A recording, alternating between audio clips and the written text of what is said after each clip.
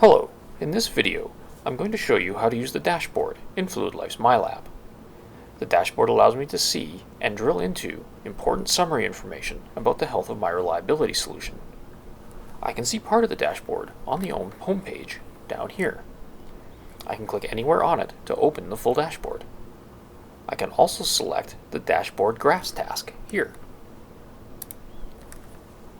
Now I can see the full dashboard. There are several tabs on the dashboard. Each tab shows me up to 6 graphs. Under the Program Health tab, I have information on how many samples I've sent to the lab each month. Next to that, I can see what percentage of those were missing some information the lab needs to provide the best results and interpretation. A sample is considered missing information if the oil service, component service, oil changed, or oil type information is blank. Over here, I can see how long it takes for my results to be done.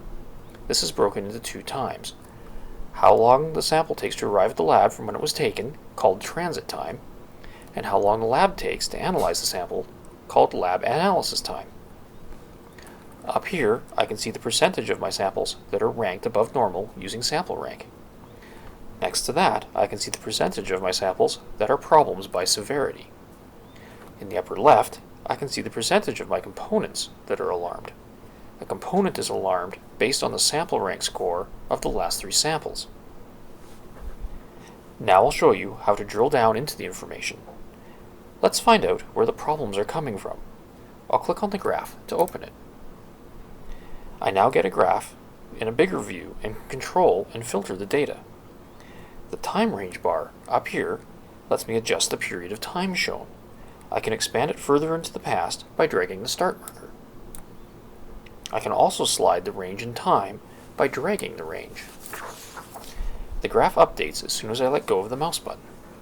I'll expand my time range to start at the beginning of the year and encompass the entire year so far.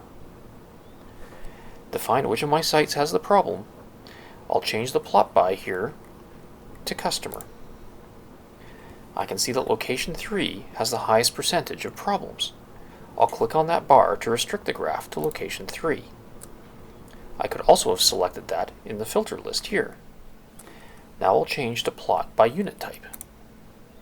And I can see that trenchers have the highest percentage of problems. I'll click the reset filters here to get back to the start. I'll look at my heavy trucks by using the unit type filter here.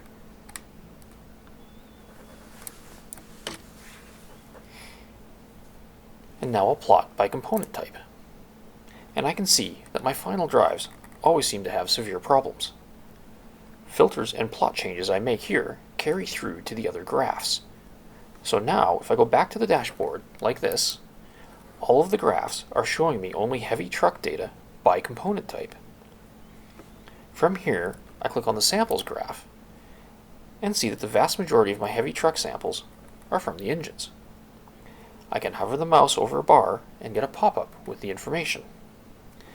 By clicking here, I can export the graph data into Excel or the graph itself as an image.